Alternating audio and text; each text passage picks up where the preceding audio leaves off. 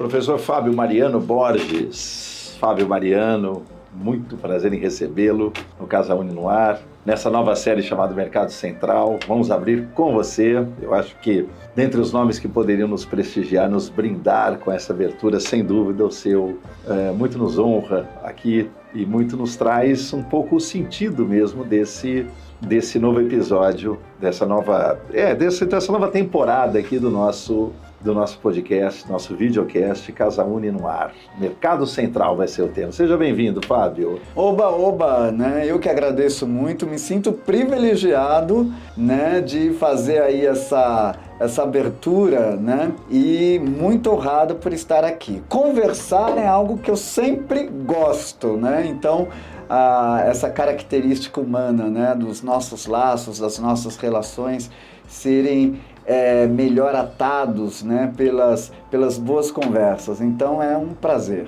Fábio, nós vamos te apresentar. É sempre difícil, você é uma pessoa de múltiplas atividades, de múltiplos interesses, mas publicitário de formação, com mestrado em Sociologia e Ciências Sociais, um doutorado também em Sociologia e Ciências Sociais, professor universitário há muito tempo, passando por várias instituições, na graduação, na pós-graduação, em programas de mestrado, um pé na academia e um pé no que a gente pode chamar de mercado, no mundo empresarial, um especialista, como você mesmo disse, em comportamento do consumidor. Exatamente isso. Você sabe que é algo até importante da gente comentar aqui, né? Porque cada vez mais a gente tem essa sacralização pela especialização, né? Então, tanto no mercado, mesmo na academia, procura-se essa especialização, essa fragmentação, e não que eu tenha sido contra, mas que eu acho que a nossa característica humana,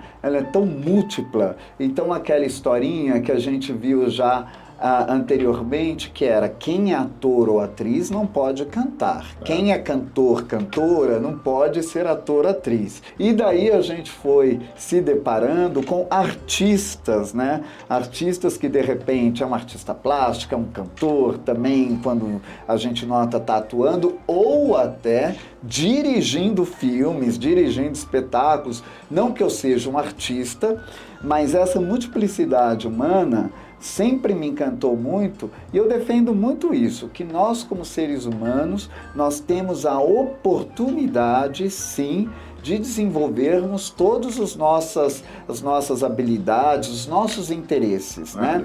Então, dessa grande multiplicidade. E por isso que eu sempre tive vários pés, várias mãos em múltiplos lugares, né? Na academia, no mercado, né? Na instituição pública, né? Em vários setores aí que me interessavam. Fábio, eu vou seguir a nossa conversa aqui, né? O Mercado Central, em dois eixos que lhes são muito próximos, né? Nos eixos nos quais você é um especialista. A questão do consumidor de baixa renda, as classes C, D e E, e de outro lado uma questão super contemporânea, que é a questão da diversidade e a questão da inclusão. Comecemos então pela primeira parte aqui, né? O consumidor de baixa renda. E falávamos agora há pouco aqui fora do ar as nomenclaturas para as coisas. É muito interessante quando a gente fala das camadas menos favorecidas da população, de como é que a gente chama essas pessoas, né? Os pobres, menos favorecidos, os menos abastados, né? Quer dizer, já temos uma questão de nomenclatura que é muito interessante, muitas vezes reveladora, inclusive, de preconceitos ou de uma certa visão elitista em relação a tudo isso, né?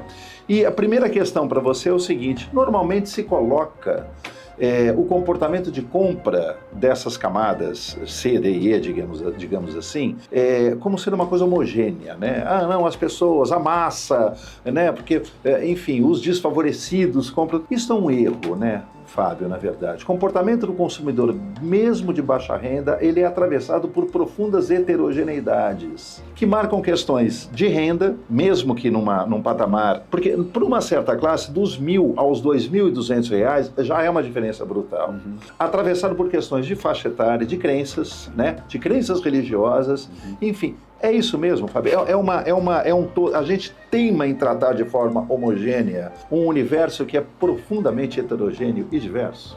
Exatamente, a gente tende a tratar, a ver, né, inclusive a compreender, a absorver esse público tão gigante como se fosse uma faixa homogênea, uma faixa linear, algo muito ali concreto e único, né? Um tamanho único, digamos assim. E isso começa a ser um erro quando a gente pensa, né, já pela estatística. Então, como aqueles mais céticos, né, fazem sempre a provocação, prove-me isso pelos cálculos, né? Então já vamos começar aí pela demonstração de cálculos, né? A gente está falando de pelo menos 80% da população brasileira. Então, como é que milhões de pessoas podem ser tratadas de uma forma única? De jeito nenhum.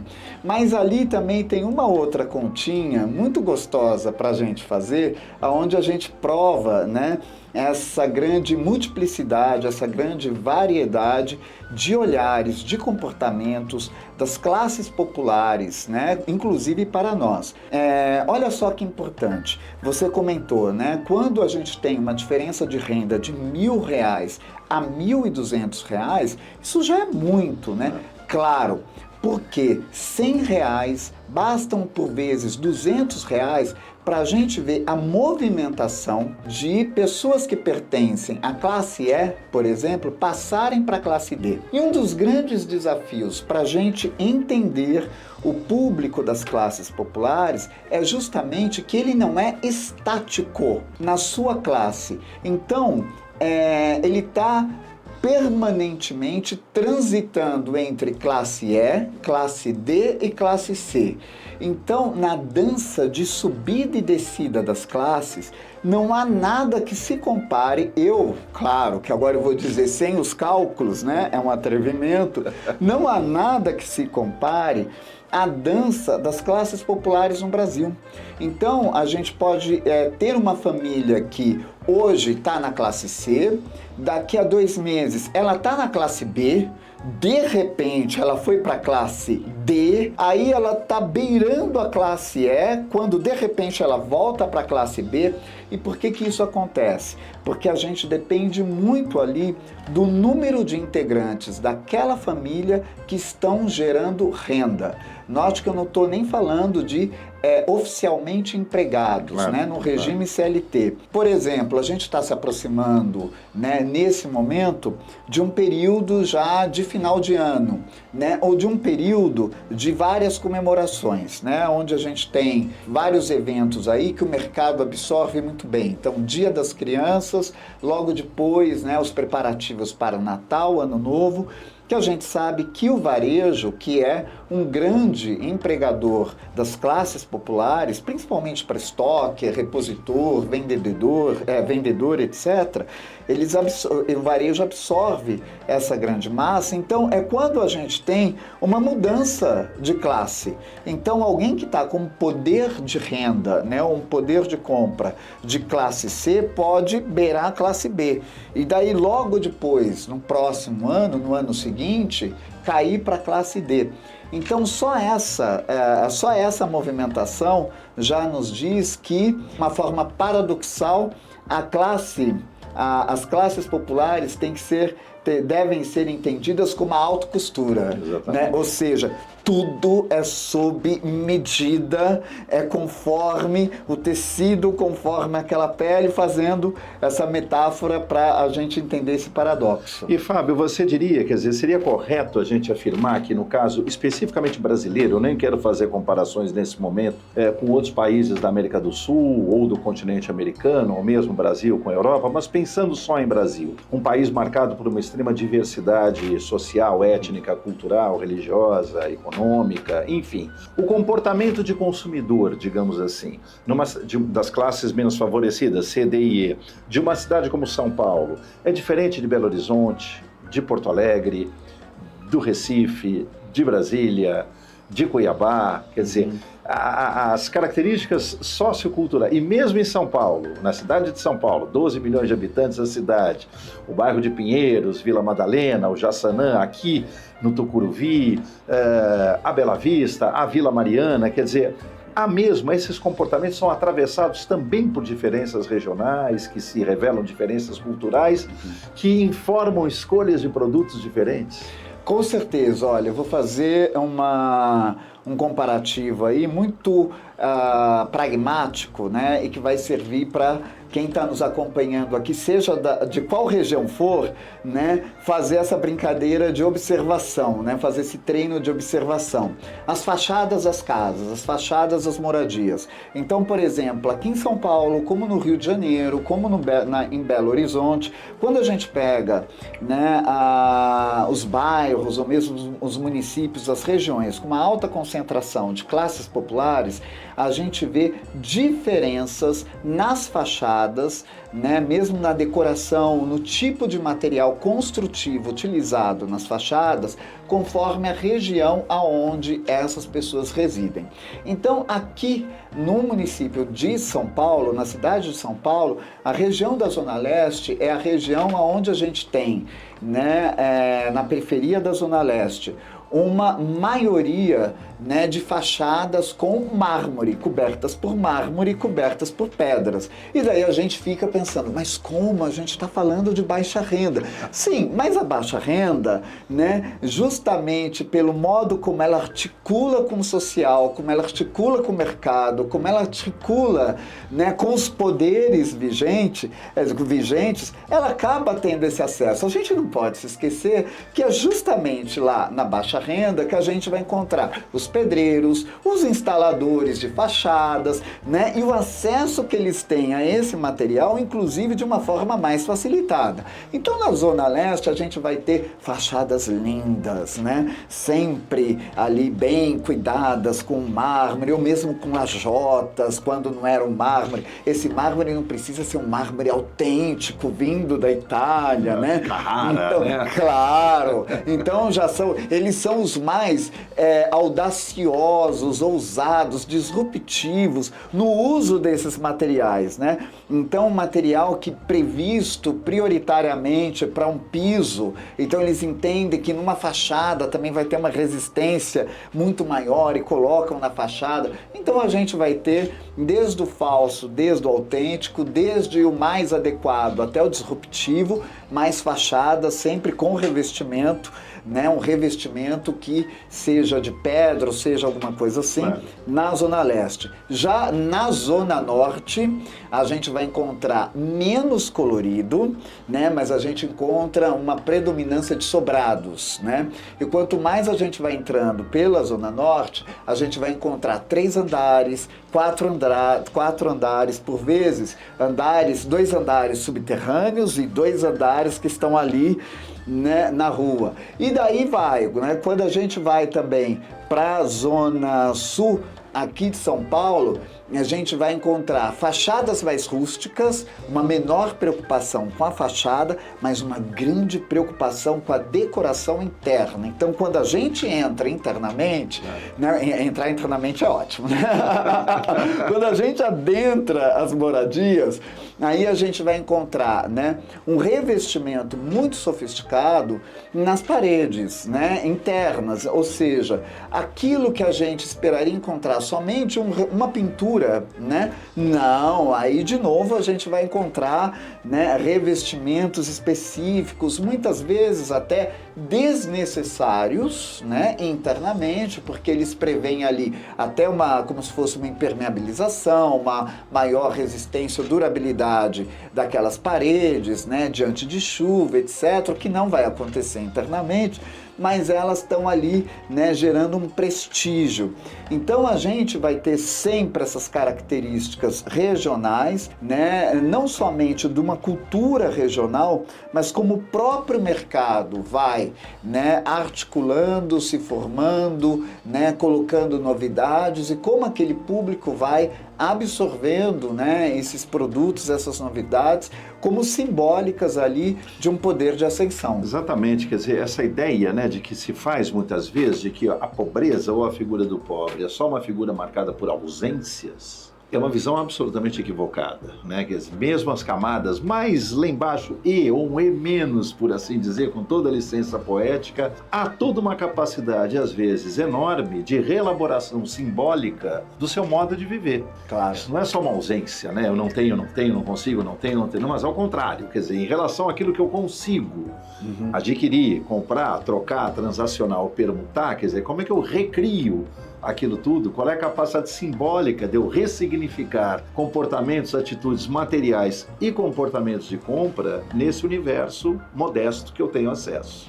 Olha, sem dúvida, e sobre isso, o nosso bom filósofo carnavalesco Joãozinho 30 já falava: quem gosta de pobreza é intelectual.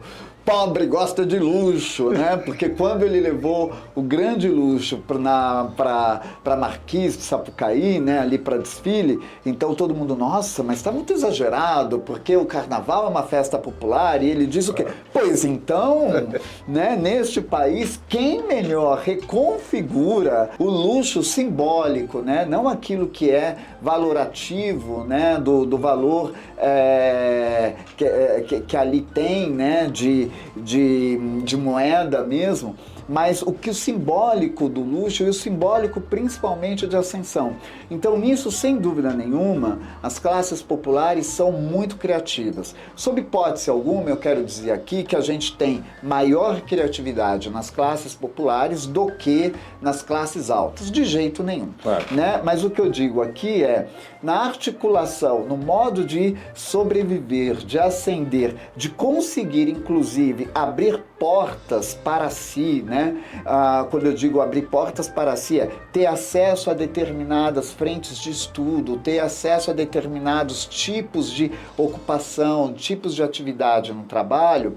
As classes populares, elas teriam minguados, não sei, talvez até desaparecido, né, no nosso país, se elas não tivessem sido tão criativas, porque nós estamos num país extremamente separatista, extremamente classicista, muito preconceituoso quanto a quem é rico e a quem é pobre, né? Então cabe a esses que estão ali, né, à margem, e dizer à margem é até uma forma um pouco cruel de mencionar, porque a gente está falando de 80% da população, então quem está à margem de quem, né? Sim. Né? Mas esses que estão ali, eles foram e são muito criativos para conseguir penetrar em determinadas oportunidades que estariam fechadas para eles.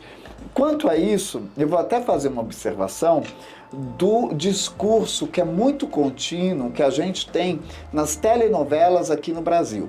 A gente não pode, sob hipótese alguma, desconsiderar o poder, a importância da nossa teledramaturgia, né, que eu considero muito boa, muito interessante, inclusive quando comparada mundialmente, mas que a gente vê principalmente nas últimas temporadas uma repetição de uma trama que é ricos versus pobres, né? O rico mal, né? O pobre ali sempre oprimido, né? E com as suas dificuldades, etc. Uma visão estereotipada, né? Uma visão estereotipada, uma visão muito reducionista, né? Muito reducionista, muito maniqueísta e muito perigosa também, porque faz com que a gente enxergue menos, né, a própria luta de classes. Claro. Então, quando a gente fala, aqui no Brasil não tem luta de classes, parece que a gente está preso lá no século XIX,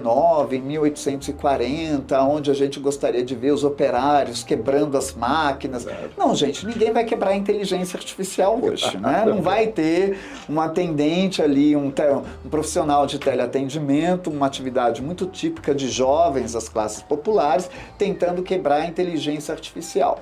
Mas a gente vai ver, por vezes, como em alguns momentos a gente vê nas telenovelas, né, essa habilidade de um grupo excluído em conseguir penetrar em oportunidades que para eles estariam muito fechadas, né, se eles não passassem também a dominar, e muitas vezes com maestria, né, os símbolos, o que é simbólico do modo de vestir, né, de como se perfumar, de como agir. Maquiagem, né? Maquiagem e se tal. embelezar. Exatamente. Né? Fábio, isso me põe um tema, eu acho que você já nos convida aqui a migrar de tema, mas dialogando com essa questão, que é o tema da diversidade, no qual você também é um estudioso, por assim dizer, um especialista. Quer dizer, isso é uma marca brasileira, né? Profunda e riquíssima diversidade étnica, cultural, religiosa. As empresas têm olhado para isso como merecem, Fábio? Ou ainda é um tema ou ainda é uma fronteira que a gente vai precisar galgar? Essa é uma fronteira que a gente vai precisar atravessar de uma certa forma, por vezes, numa travessia não autorizada, né? Atravessar essa fronteira quase como uma migração ilegal, né? Nos escondendo por vezes ali, por outras vezes, né? Também nos posicionando, nos colocando, mas é uma fronteira ainda com altas muralhas, né? E para quem gosta de construir muros, né, nessa nossa contemporaneidade, embora a gente tenha visto no século passado, no final do século passado, um dos muros mais simbólicos ali ruírem, né? Mas para quem gosta de construir esses muros, então... E não são poucos hoje em dia que tem construído. Não são poucos. Eu digo que a gente vai atravessar o século XXI com essa pauta, que é uma pauta bastante importante. Como as empresas têm se comportado? Por incrível que pareça, muito mais do que os consumidores, quem gosta de modismo, quem gosta de eu vou com a massa, que samba que tá tocando que eu vou, de fato são as empresas. É algo impressionante como as empresas absorvem para si, né, as pautas ali. Inclusão, diversidade. Né? Exatamente, que aparecem, né, com dada importância, e depois elas também largam essa pauta quando essa pauta perde, digamos assim, as capas das revistas, né? Ou os feeds ali das redes.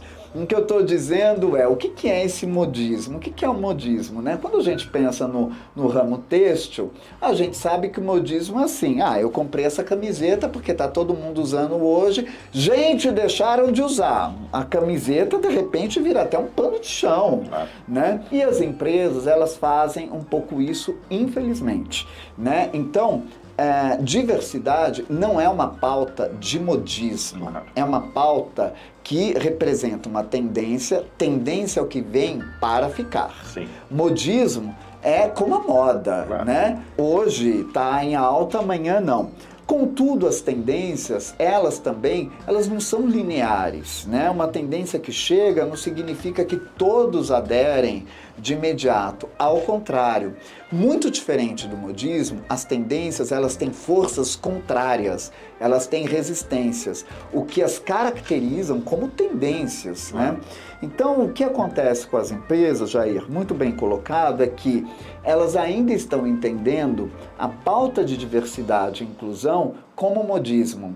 Então, como nos últimos períodos a gente teve uma queda de, eu não diria nem de relevância, mas de dedicação, né, de manchetes, né, para essa pauta, então algumas empresas parece que já se esqueceram, desistiram, abriram mão ou congelaram essas ações. Mas todos têm que ter conscientes que não há como nós avançarmos de um modo saudável em vários aspectos, né? A saudabilidade diz respeito a finanças, diz respeito à nossa vida social, à nossa qualidade mental. Não há como nós avançarmos sem a inclusão da diversidade. E para os que gostam de contas, eu também sou amigo da matemática e faço uma continha aqui rápida.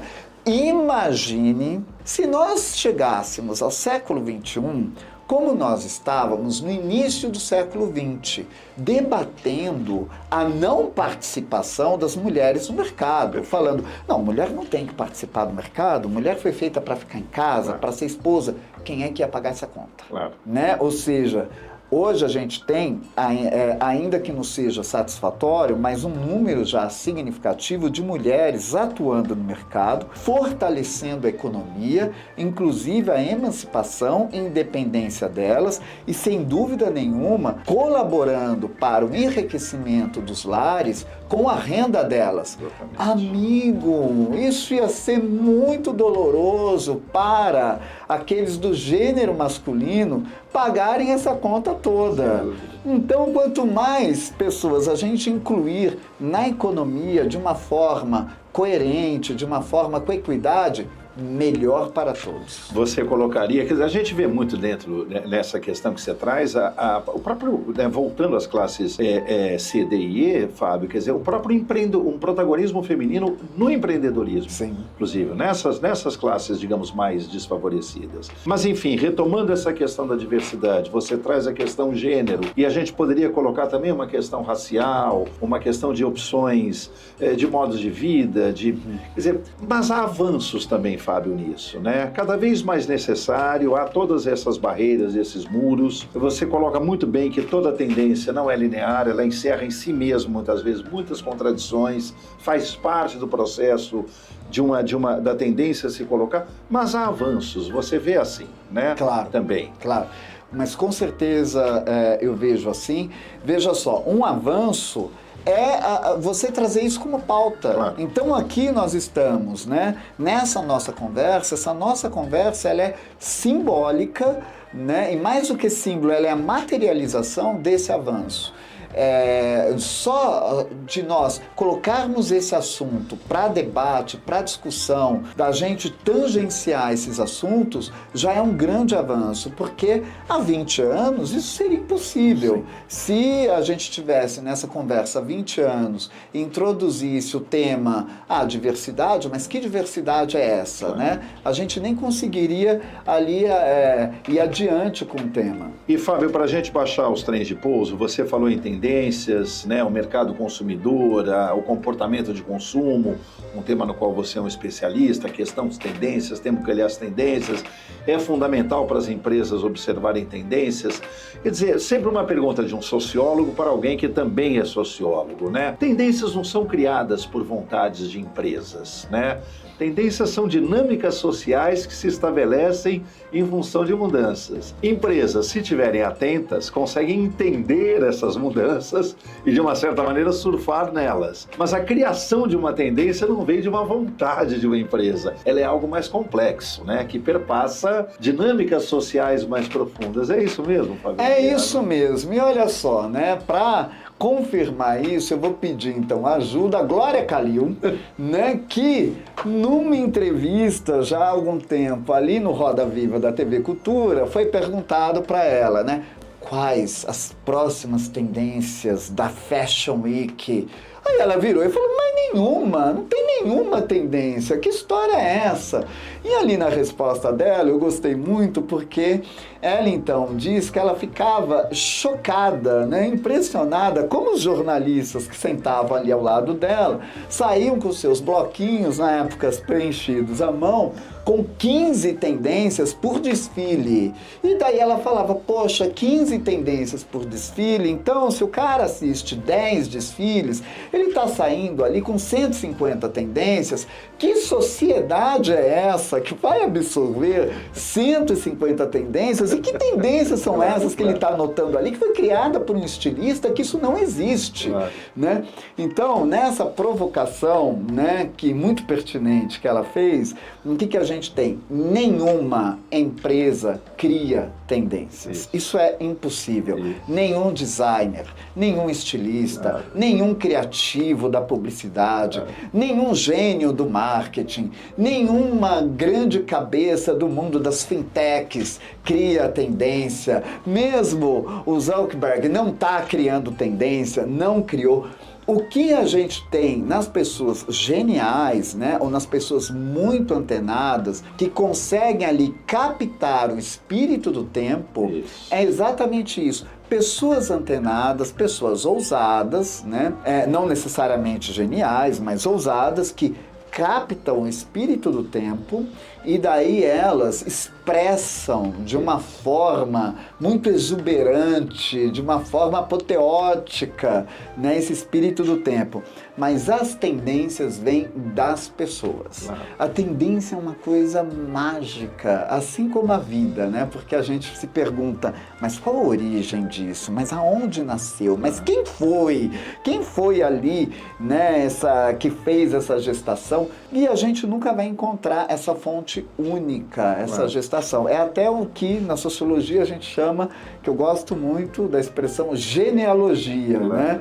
Então a genealogia não é a gente simplesmente fazer uma árvore ali e falar, olha, tudo começou com fulano e fulano, não, mas é movimentos que a gente localiza, que vai acontecendo ali espalhados pelo mundo, muitas vezes, e que num dado momento são energias que se encontram, entram numa tensão ali, né, numa tensão positiva, e se tornam uma vibração ainda maior, né?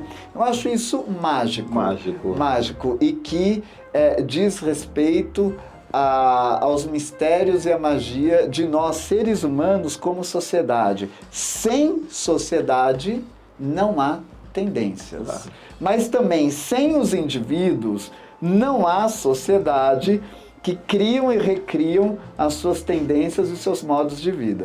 Excelente, Fábio. Para a gente finalizar, eu queria que você falasse um pouquinho sobre como é que você está vendo essas reconfigurações tecnológicas do mundo de hoje, sobretudo as questões ligadas à inteligência artificial.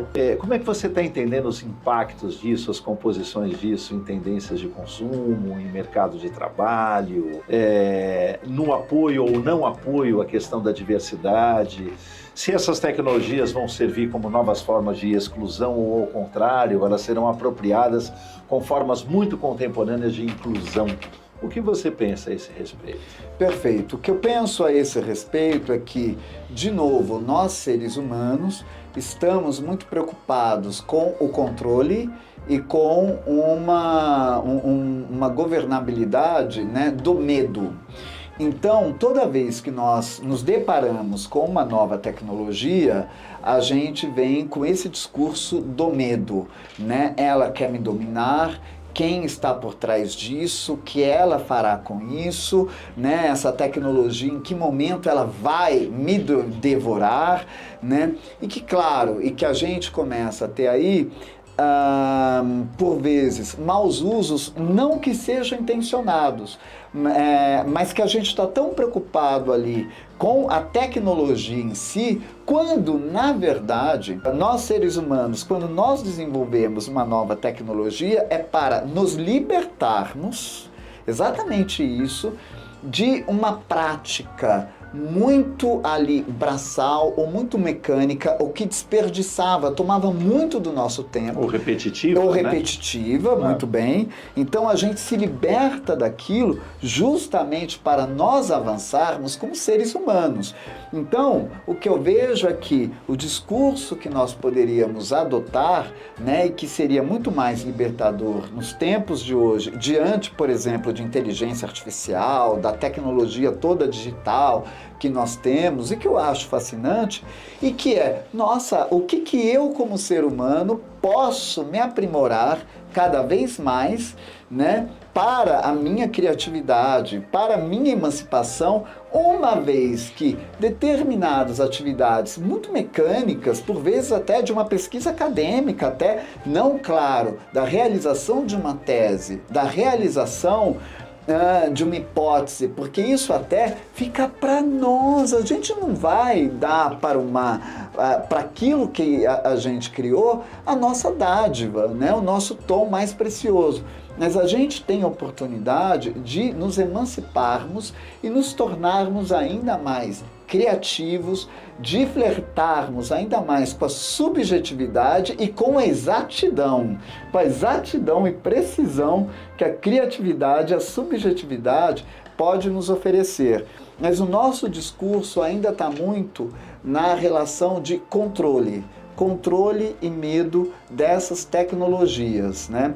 Então, nisso, como a gente está sempre olhando para a tecnologia, quem usa, como usa, vamos colocar regras, vamos colocar leis e tal, a gente se perde nisso e, inevitavelmente, a gente cria ali grandes bolsões, né, de exclusão.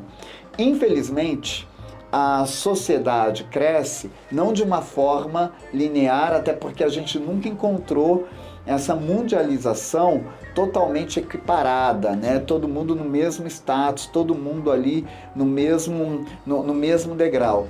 Então, sem dúvida nenhuma, quando a gente tem um avanço, esse avanço acaba possibilitando muito mais para aqueles que já estão ali mais avançados ali nessa escada, né? Principalmente numa escada não só de conhecimento, mas de habilidades para articular, né, com essas novas ferramentas que chegam e de ter o acesso também.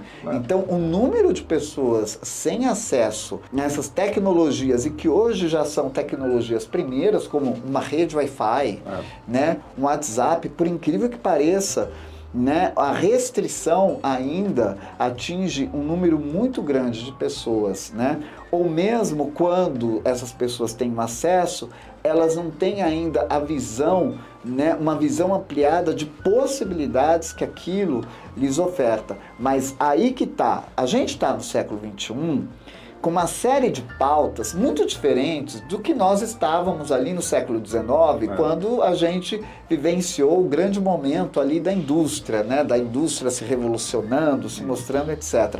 Então hoje nós já temos a discussão de saúde mental, de inclusão, de governança, de sustentabilidade. Então são essas pautas que a gente tem que trazer para rechear a tecnologia e nos deixarmos conscientes que a gente pode fazer uma liderança desse movimento, uma liderança inclusiva, uma liderança saudável, uma liderança sustentável, uma liderança responsável, uma liderança humana, né?